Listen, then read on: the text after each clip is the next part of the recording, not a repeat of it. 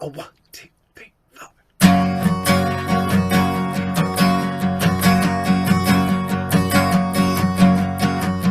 Have faith and trust, y'all, now. It all unfolds for the benefit of our awakening. There are no mistakes, y'all, now. It all unfolds for the benefit of our awakening.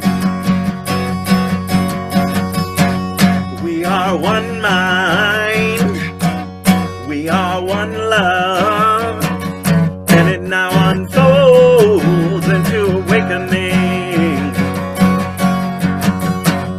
We are one mind, we are one love, and we now unfold into awakening. Rest, accept, and trust, y'all, now. It all unfolds for the benefit of our awakening. We are one mind, oh yeah, we are one love, and we now unfold into awakening. 1, 2, 3, 4. We are one mind, we are one love, and we now unfold into awakening. Yeah, yeah, yeah.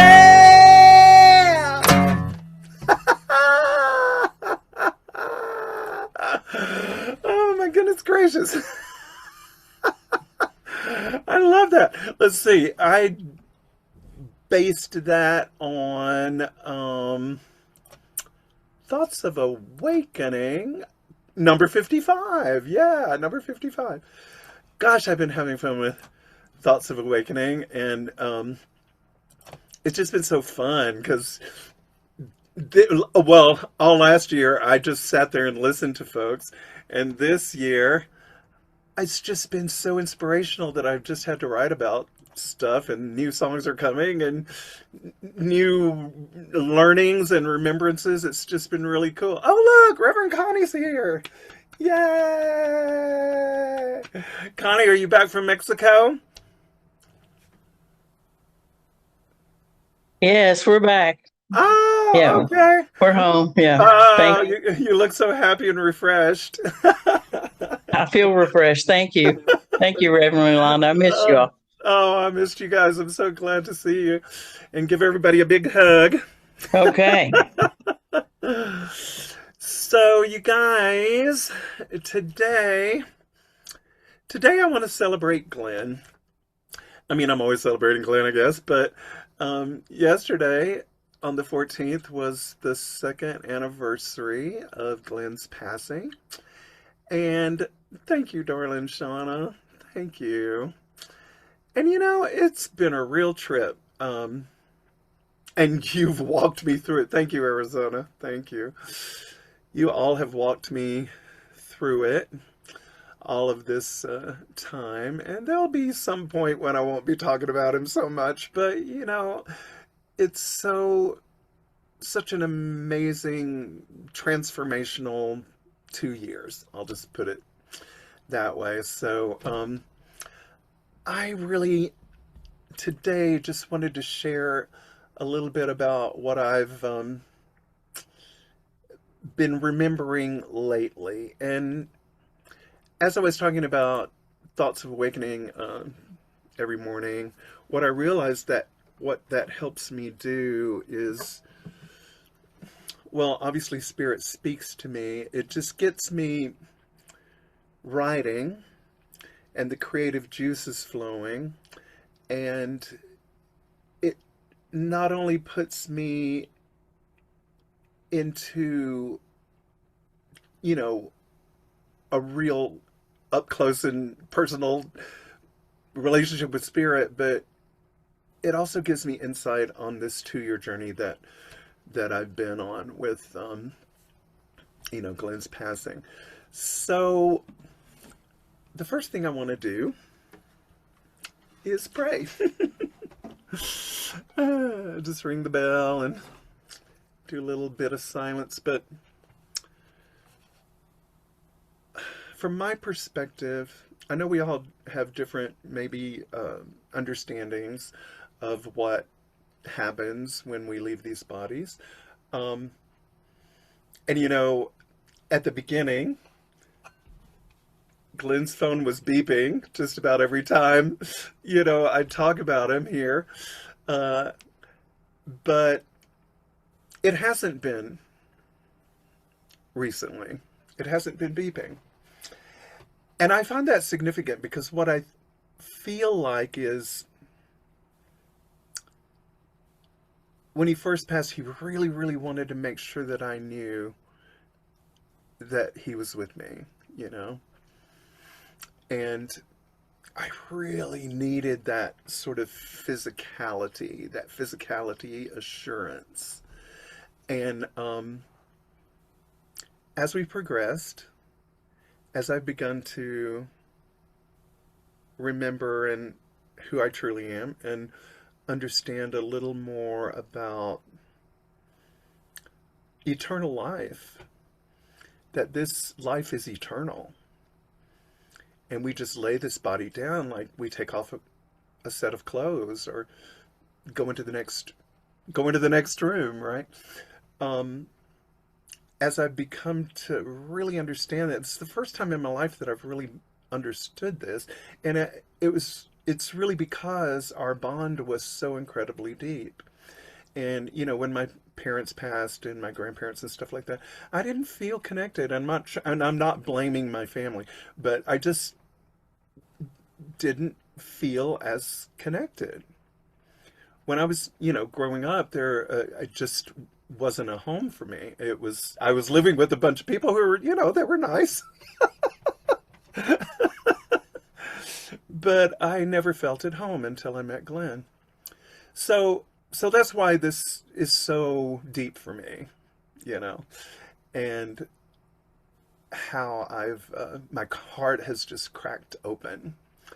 And I'm reminded of the Rumi poem where, he says, disaster, whatever, maliciousness, blah, blah, blah, greet them at the door laughing. So that's kind of where I've gotten to now. I'm just laughing at all the things that I used to perceive as obstacles, all the feelings that I was afraid to feel. And I'm just feeling it.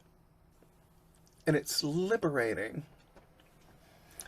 So, and another thing I want to say is that I have an understanding of, for me, how important it is to honor our ancestors, those that have gone before us. And at this place in my life, even though I just spoke about my family in the way I did, but I feel them now from the other side, the other dimension, however you want to talk about it. I feel them. And I'm more open to receiving their guidance and hearing from them from the other, beyond the veil, as I like to say. So with that, it's changed a lot of loneliness feelings for me, because mostly I'm here by myself, alone. I mean, I'm really good at reaching out to the community, so I go out and do things. I'm going to share some of that with you. But when I come home, it's just me and the cats, And thank goodness for those two sweet little boys. They are the most adorable, wonderful companions. So I'm just saying all that to sort of share with you where I'm at today.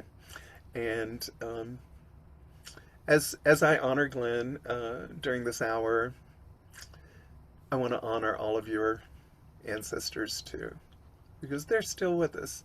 They're still touching us and speaking to us. So here we go.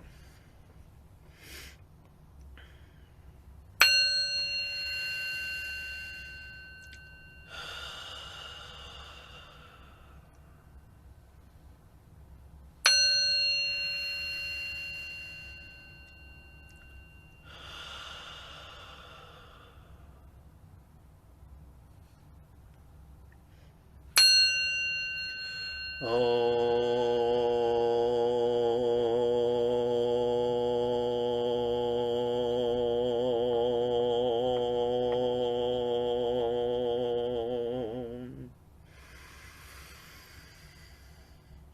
Welcome, welcome, welcome. Welcome everything that comes to me today, every thought, every feeling, every person, every situation, every fear, every challenge, every joy, everything. We bring it all in to this circle of love that we are co-creating right now, this unconditional circle of love that reaches across time and space and dimension and everything to touch us, to help us remember who we are. And in this remembering, I'm honored to say thanks to those that have gone before us, especially today as I dedicate this hour to Reverend Glen Morton Ganaway, aka your favorite anarchist preacher, my beloved. But my parents and grandparents and your grandparents and our whole family lines that have gone before us are here to guide. And we love you. And we know you still love us. Thank you, God, for this wondrous glue that holds the universe and everything together, that which is called love. Blessed be. And so it is. Wow. Love is bigger than any of us can imagine. It's so vast, and it holds everything. So I had the privilege this week of being involved in a storytelling group that was sponsored by NPR, which was really cool. I don't know if you guys have ever heard the Moth Story Hour on NPR, but this was that group, and they came here to Brattleboro, and people, submitted to have a slot in the storytelling workshop, and so I was accepted.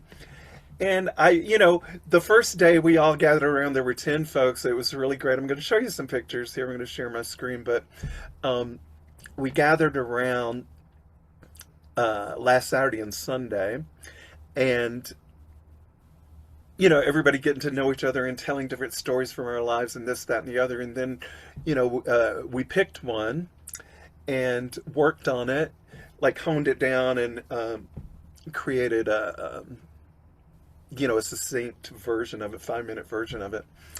And then we performed on stage at this place here in Brattleboro called the Brattleboro Retreat Center Farm, which is this big, huge barn that's been converted into a stage in event space. It was just really beautiful.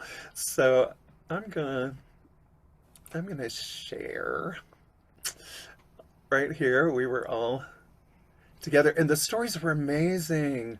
I was sharing about Glenn. I'm going to share about our wedding, the day Glenn proposed to me, and then all of these other people. This wonderful woman here is with.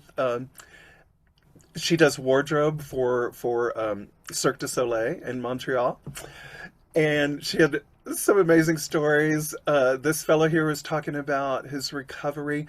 This beautiful woman here she had just moved to Vermont like 3 years ago, and she became nominated and won a seat on her little small tiny town select board. It was a really great story. This woman here met Dr. Martin Luther King and was sharing about how that happened, and then all of these other wonderful folks just giving us amazing stories of their lives. So So that's the group, and then another picture of the group. This is the organizer of the event. Her name is Sophie, and then some of our coaches. This woman Meg here, and Vicky here. They were our coaches. They helped us hone down our. And here I am in the retreat barn, in my leather dress, y'all. Because I had to get dressed up. I did.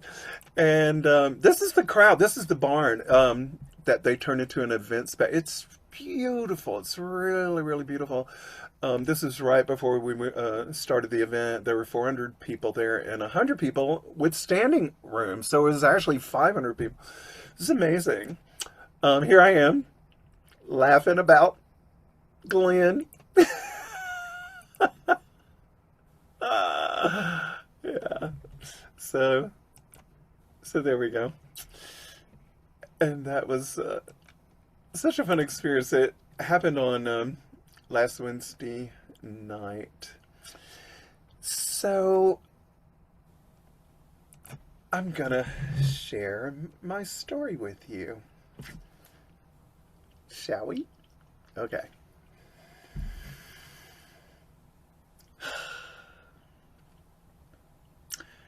I was standing in a very small kitchen, in a very small apartment, in a pre-war building in Bay Ridge, Brooklyn. It was the summer of 2011. It was gross, hot, sticky, humid, and sweaty. I don't know if you've ever been to Brooklyn in the summer, but it's a lot like my hometown of Muscle Shoals, Alabama, or even worse, Memphis, Tennessee in the summer, which Regis, I know you know. It's even hotter in this kitchen because the oven is 400 degrees and there's no ventilation or air conditioning, so all the smoke and the grease blows back on me. And in the living room is the love of my life watching TV, Reverend Glen Morton Ganaway, aka your favorite anarchist preacher and my dream man. 6'2", long, lanky yoga body, sandy blonde hair, balding on top. Those sparkling green eyes with the cute little professor glasses over them. And that huge, intelligent, sweet, goofy smile of his. With his one cracked tooth right in front. My perfect man. Well, he's the political junkie and I'm not. I'm the artist and the cook, and I love to cook and he loves to eat my cooking, so that's perfect. Tonight I'm making one of his favorite meals. Roasted chicken with a garam masala coating on the skin. And if you don't know what that is, it's a spicy Indian spice that he loved on chicken. Fantasy cornbread, he calls it, with bacon on the bottom of the pan and melted cheddar cheese on top. And of course, mashed potatoes and gravy with black-eyed peas and collard greens, because we're Southern. I hear him call from the other room for me to come in and watch TV with him. I don't want to because I'm gross, greasy, and I'm busy making dinner. Then he says that it's really important because the New York State Legislature is about to vote on the marriage equality bill. Marriage. I hadn't really thought about it much. It was impossible for me anyway. It would never get passed, so I didn't spend time thinking about it. Then I hear him say, "Hurry up, they're voting." So, okay. I pull out that nasty apron and go into the living room to watch the vote. And lo and behold, they passed it. Hallelujah! What a historic moment. And just at that moment, Glen dropped to his knees and said, "Will you marry me?" And in a flash, I realized what I had wanted all these years. A home. I never had a home before, not with my birth family or any other man I had been with, but with Glen, I had a home. He was truly my husband. So, I said, yes. Then he jumped up and held me in his arms, telling me he loved me and holding me so close. And all of these marriage fantasies that I didn't even know I had came flooding into my mind. I looked at him and said that I knew where I wanted to get married. The New York City Halloween Parade.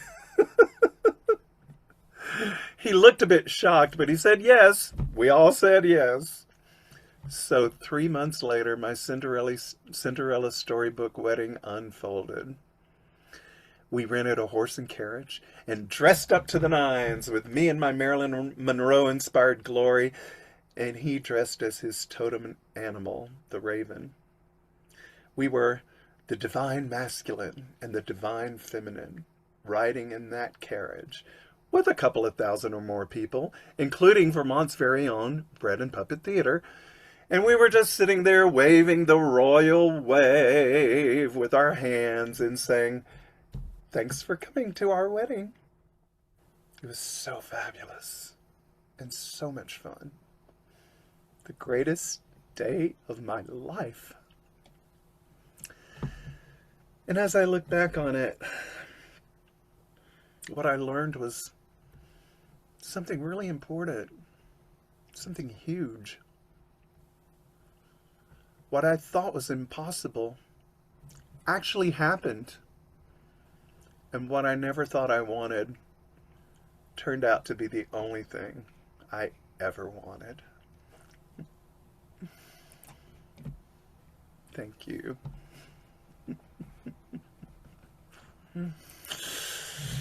Ah, yay. Thank you, everybody. Shauna says, killing it in leather. Thanks. I didn't see that coming. Oh gosh, it was wonderful to share that story with everyone, and so I wanted to share it with you. And after that,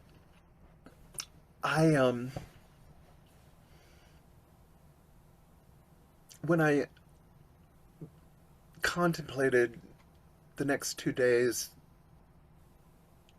thoughts of awakening, some things came to me that I really wanted to share also with you. So on Friday, we were on contemplation day 72. And that day, Reverend Carol actually brought this poem in by Shalon Harkin. And this meant so much to me. She said, "We are all here on this earth for the great work of love. And love is not for the faint of heart. See not pain and love as separate.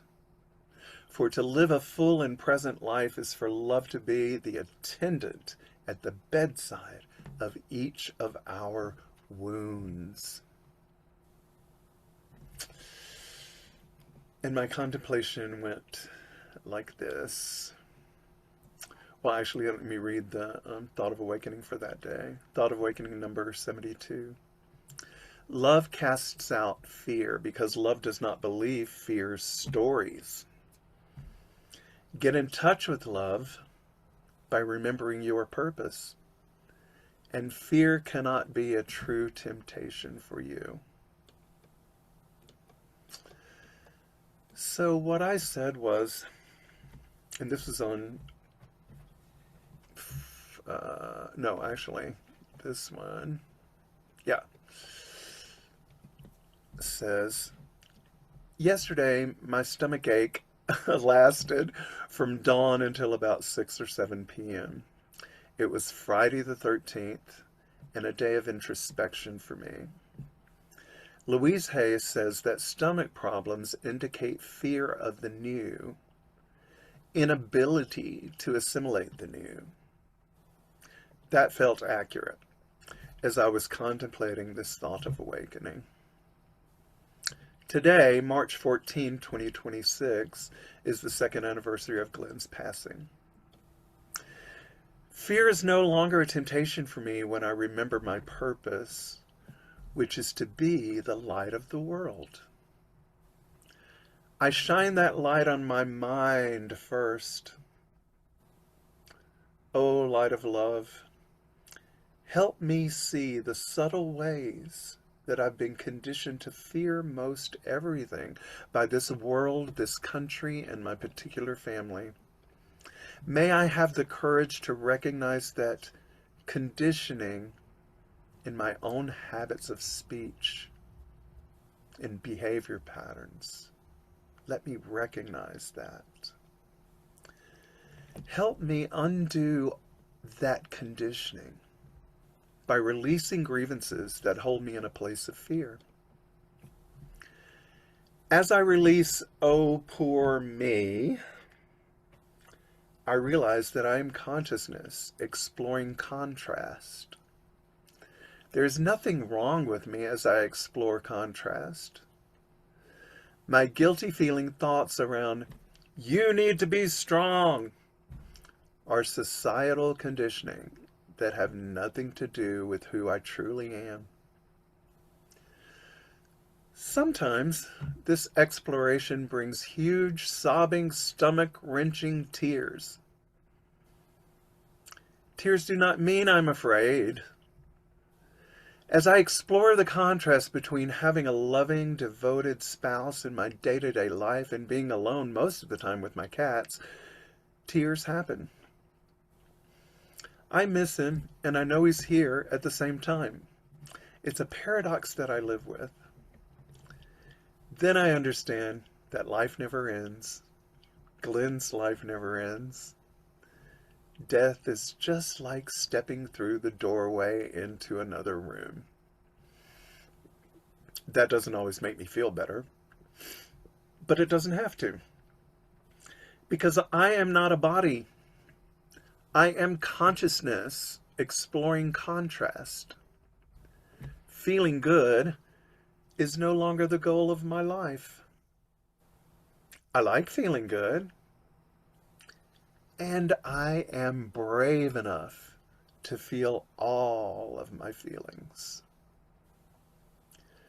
Past, present, and future exist simultaneously, so there is no linear time, there is no distant future.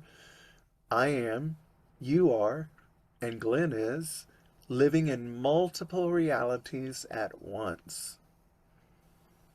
Liberation is available right now when I realize this. I rewrite the belief I formed in the moment of his passing that says, now I am alone and friendless. I can access wisdom, comfort, and joy by tuning into a different vibration than fear. That vibration is love.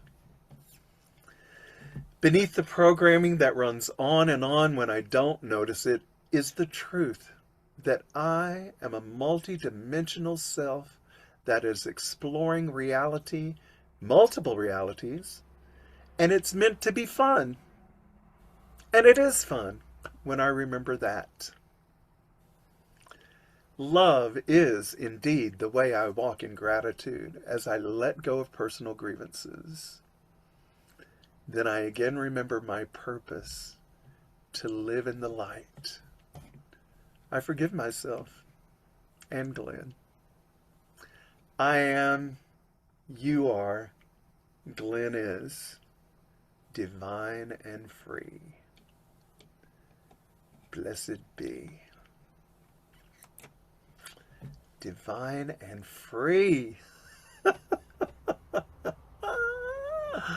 That is such a blessing. Wow.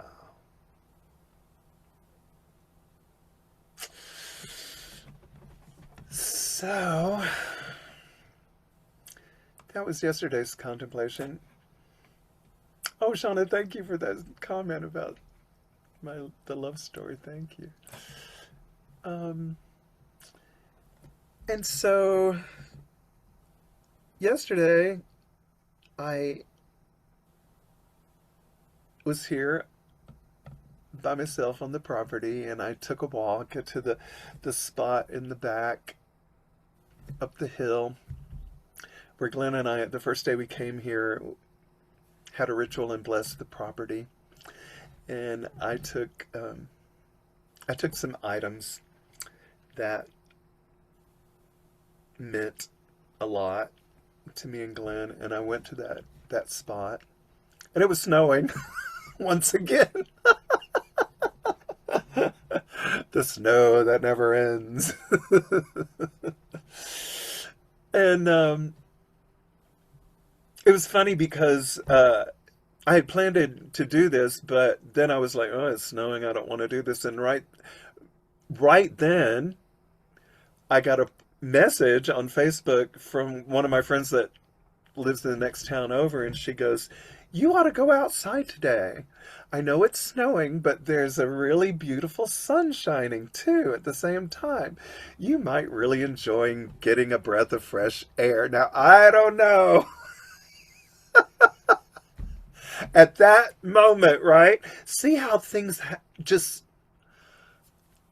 line up. I mean, it's just so amazing when I understand that, for me, how I say it, that this is a multidimensional experience with all of these things happening at once. And then I get a message like that at a particular moment where I had decided I wasn't going to do it. And then I'm like, okay, Glenn. So, I take these items in my arms, and I go up to tromp through the snow, and it's like up to my knees because it's really, really snowy out there. And I go take these items, and I find the rock where we first blessed the land. And I put these items on the land and lit a candle and said a few words and felt so beautifully peaceful. Then I came back in the house and had pizza and coconut cake. Because those are two of Glenn's favorite foods. So, gosh, that was pretty amazing. And then I began contemplating Thoughts of Awakening number 73, which I shared this morning. But this is what Thoughts of Awakening 73 says. Forgiveness is remembering there is nothing you would hold to that blocks the awareness of love. And today's Course in Miracle lesson, well, yesterday's, number 73, was I will there be light. So this is what I shared this morning. I don't want to hold on to anything that blocks the awareness of love, because I will there be light. Let that light shine on the blocks to love's awareness that I entertain, such as believing that doing is so very important. If I can't do, then I can't accomplish. If I can't accomplish anything, then I don't know who I am. So I must do in order to save my identity. Wow, what a trap that is. Being quiet has become one of my favorite things. In the quiet, I forgive myself. In the stillness right before dawn, I have no worries, no fears. I love this time of day. I call it my forgiveness hour because I let go of everything that was from yesterday. If I didn't say the right thing or do the right thing, none of it matters, because this beautiful now is all there is, and it fills my heart with joy and motivation to walk through my day in that forgiving space. the early morning light, the raven family cawing outside, the beauty of the snow. I'm so very grateful for the reminders that I am safe, I am free, I am whole, and everything I need comes to me without stress.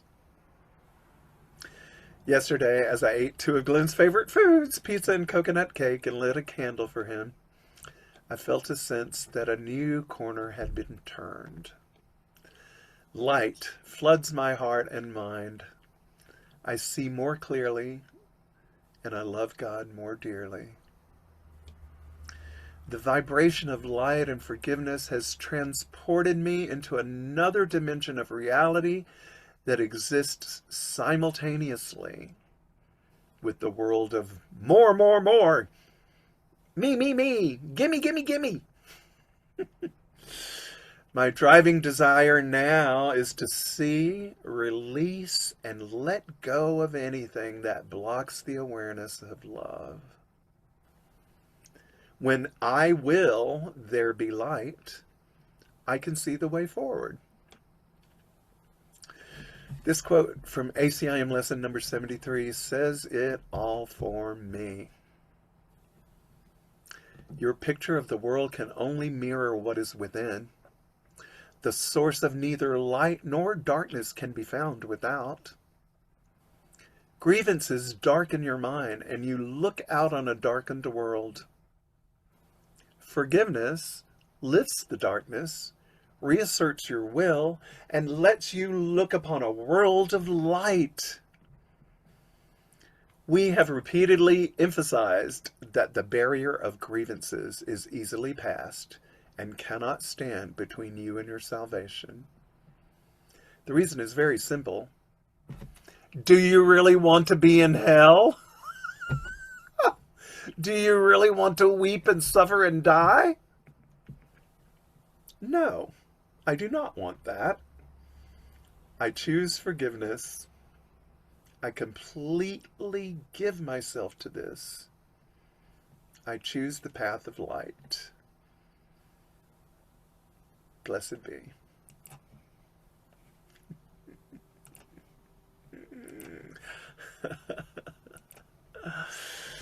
Oh, wow.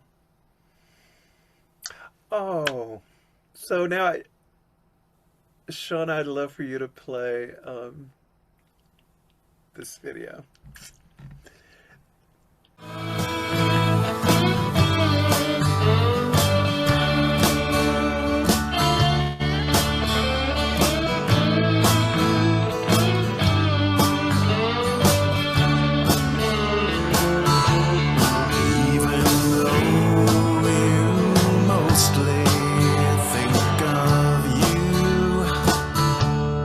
Doesn't mean you don't know I'm in the room. 'Cause with your deep thoughts you are preoccupied, but still you're the great love of my life. You need me to cook or you won't eat. You need me to help you find your keys. And when I text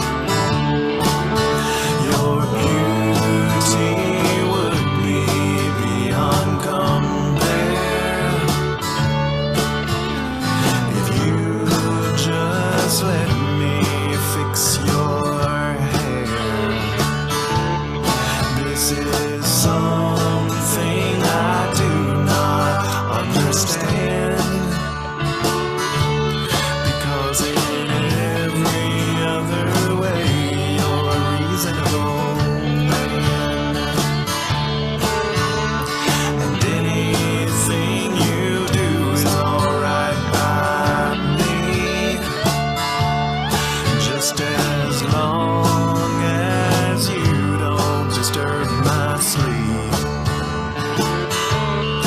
But your gallstones keep us up at night, and still you're the great love of my life. You are always cold. I'm a sweat machine. You can read more than I can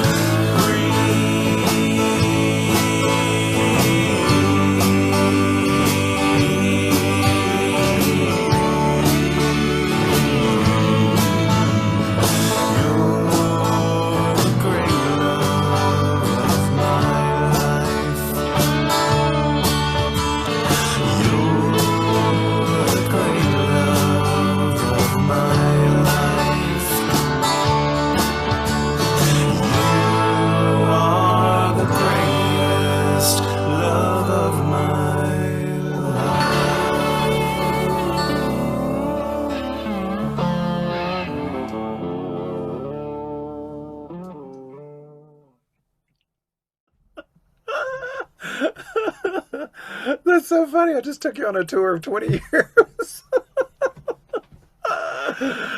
Oh, gosh. Arizona, did you see your picture? There's a couple of pictures of you and Glen in there. You didn't see? Oh, my goodness. It's so cute. I'll send you the video so you can watch it again. But we have, yeah, we've just so much, fun over the years. So thanks, everyone. I truly, truly appreciate it. I just want to open it up to see if anybody wants to say anything. If you want to say something about Glen, that's great. Or somebody that passed in your life that you might want to share a story about or anything like that. I'd love to hear from you. And Arizona says Glen always finished what I was saying. Yeah, he was adorable that way. He did that with me too. Oh, oh, goodness. All right. Well, I'm going to play a couple more songs then. But, if you have anything you want to share, just unmute yourself. And let's see. Oh, I was looking for this other song. Hold on just a second. Yeah, did somebody yeah, go ahead. Go ahead. I did. You are just so beautiful, and everybody here, and the comments are amazing. And it's just such a beautiful tribute to love and light and life and appreciating exactly what you've got right in front of you. And sometimes, today was a kind of a tough day for me for whatever reason. And I didn't appreciate Steve the way I wanted to, or the way he deserved. And just reminds me, just keep going. Just keep going and do the best you can the next time. Absolutely. But thank you. Just beautiful. Thank you, Melissa. Gosh, I'm so glad you're here. Thank you, darling. That's what I feel too. It's kind of funny being in a relationship with someone, that close and everything, and you get irritated, and they did this and they did that, and oh, lo, and then it just doesn't matter. The love that is there transcends it all. And I was very, very fortunate. Glen and I were very fortunate to be completely honest with each other. And so we talked about everything and cleared up everything that might have stood in the way of, our love for each other. And so when he passed, there was nothing to regret. The only thing that's going on, is just my missing him. But even that's okay. Even that's okay. The pain around that is love. It's just love. the remembrance and the experiential continuation of our relationship from beyond. It's really interesting. Regis, please. Yeah. Melissa, did you have something else? Like you're hamming up? I did. I just want to mention what thanks, Regis. I just want to mention what Yolanda just said, the pain of love. There was just a movie I watched. Oh, it's not in the blink of an eye. It's oh, it is in the blink of an eye. Did you guys ever see that movie? I haven't seen it In the yet. I would blink of an love to. eye? Yeah, no, I haven't seen it. Oh my God, so good. But one of the characters in it mentions she just she says it in such an off the cuff way. She's like, God, it hurts so much that I love you. And he's like, you love me. You just said you loved me. She goes, no, didn't you hear me? I said it's painful. So thanks, Regis. Right. I get it. Yeah, I get it too. Yeah, I bet you do. Yeah, yeah, Yeah. yeah. Well, yeah, thank you for sharing all of this evening. I hope I don't forget my 2 points.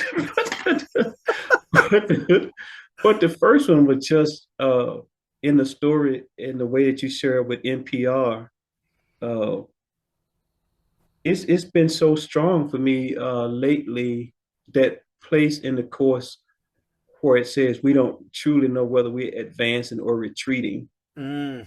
And in fact, it's so strong. I went back. I'm like, I got to find that, and I went back and found it and reread it. This has been the last couple of weeks, but it just keeps coming back. And that story is significant to that thought for me. In, like you were saying, you just in the kitchen cooking and never thought about being married, figured it would never happen. And for me in these days, it's just so important. Even when you look at the world crisis or whatever, we so quick to upset ourselves by thinking we know what something is and how it's going to turn out. Yeah, yeah. So I just been finding so much joy in really realizing I don't know what's happening right now. I don't know whether I'm going forward or backwards. So I can just right now have peace and be happy, because this might just work out beautifully, Mm. Yeah, And so we get so fixed on how something is going to work out so horribly. It's yeah, crazy. yeah. And so that has really been a lot of significance for me. So that story just was a beautiful side of that thought process that I've been having.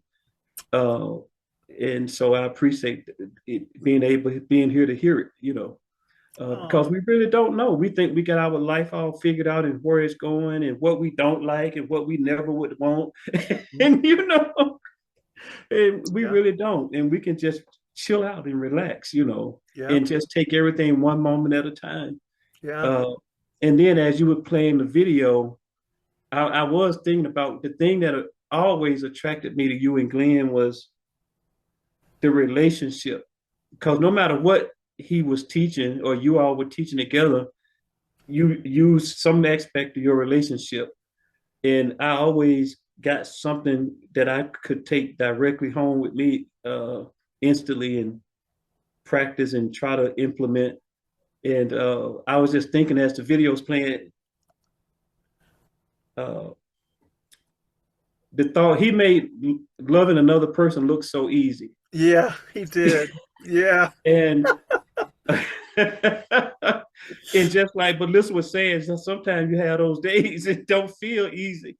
yeah. But it's like the takeaway though was it was never Pollyanna that you all presented, because you talked about real day-to-day crisis. And I never will forget this. It was before Waking Together was even created. That you all said you give each other space to be crazy. And that stuck with me. That just like, man, yeah. Because sometimes I always use that old commercial. Sometimes you feel like a nut, sometimes you don't. You know, and it, that really was phenomenal for me. That you just kind of back up and let the other person. Maybe they are wrong. They behavior could be all wrong. Yeah, Let it be. Just let it be. Just give them the space to be crazy. So exactly. just things like that, little nuggets like that, I always picked up. So it was never like you all didn't have little. But the thing is, like you said, just said you were able to talk about everything, Yeah. be honest. So you always found your way back to love. Yes, You always. always found a way to put the gloves down Yeah. and come back together. And you shared those stories Yeah. of when you were like this and how you got back. Hmm. And that was so real and so meaningful because sometimes people just present one side, you Right. know, and I'm here struggling, and you present this little rosy picture, and I'm like, well, that ain't how my everyday life is, you know. But but I really just appreciate the candor, and the realness that you all presented, and it'll always be in my heart. The memories, the stories, that's why I can just spit them back out right now, because they meant just that much. They'll be with me forever. So I just appreciate that. Thanks. Thank you, Regis. Gosh, thank you so much for telling me that. Yeah, you got. And Melissa says, yeah, um, and give ourselves some space to be crazy. This morning, my husband gave me some space to be crazy. Thank God. Right. It's so important. And I mean, now I'm just doing that with everyone. You know what I mean? Like, I had to meet someone for lunch today. They were passing through town, a friend of mine, and we were talking about that very thing. Just where, you know, he was having relationship problems. We were talking about it, or problems or whatever. But you know, I what I said was just let your partner be nuts, if and don't take it personally. And that's hard to do. It's easier said than done, but it's really okay. I remember, like, Glen died in March. I think it was. Well, it was about October or November, something like that. And we were up here, and we were driving, and he misunderstood something I said to someone else, da da da, misunderstandings, whatever. But he got really mad about it, like super mad. And I didn't even know what he was mad about. And it was big for him, like huge.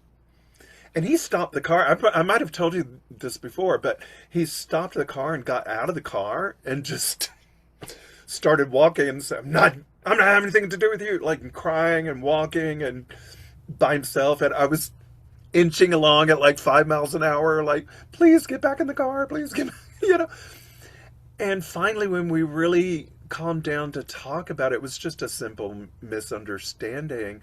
But sometimes it can get you right there, right? And that person has touched something that needs healing. And that's what I think is so incredibly valuable about having relationships. And, now I look at that as not only my relationship with Glen, like that I could do that and play that out and learn those lessons with Glen only, but with all of you, like this Sangha that we have built. I'm going to say we built it already because we have, same thing. Sometimes people say things that I go, and it just penetrates me, and I think, oh, no, I don't believe that. I can't do, and then I go back and contemplate and ask God and talk. And it's just, what Glen used to say is that relationship is where you find God. Relationship. And, you know, back then I thought he was just talking about him and me, but now I see the expansion. God is right here in this room with us. We are divine, you know, and we are cultivating this incredibly intimate relationship with each other, and it's really, really beautiful. It really helps me grow. I love each and every one of you. I want to sing one more song. I know it's 5:59, but do you mind? Okay, because I think this is really pertinent to what we've been talking about, and also just a beautiful way to end our time together. So this is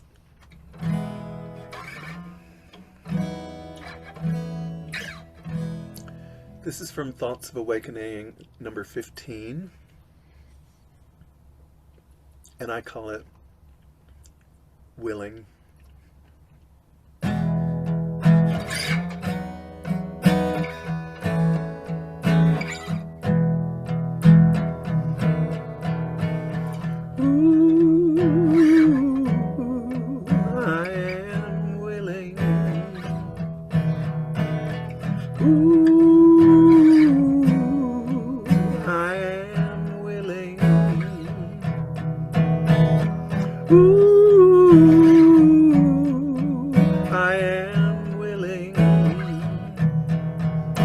To love and be loved in return.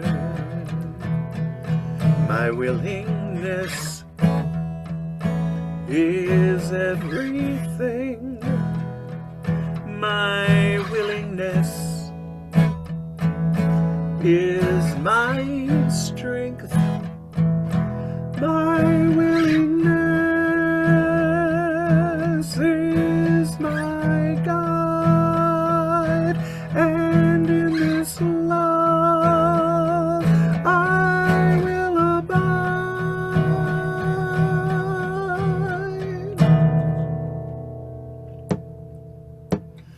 Ooh, I am willing. Ooh, I am willing. Ooh, I am willing to love and be loved in return. Expression of my desire to forgive takes me higher. It's written on my heart. I'm grateful for this brand new start.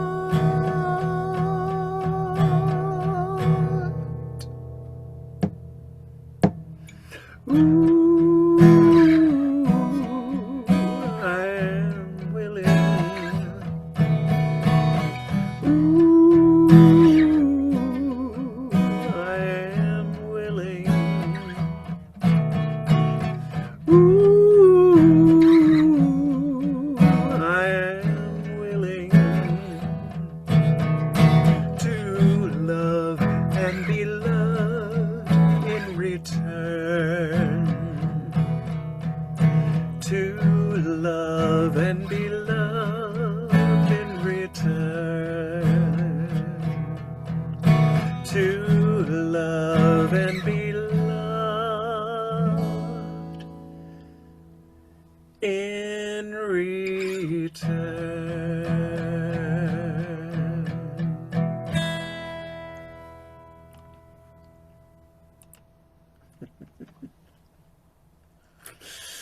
Thank you, everybody. I love you.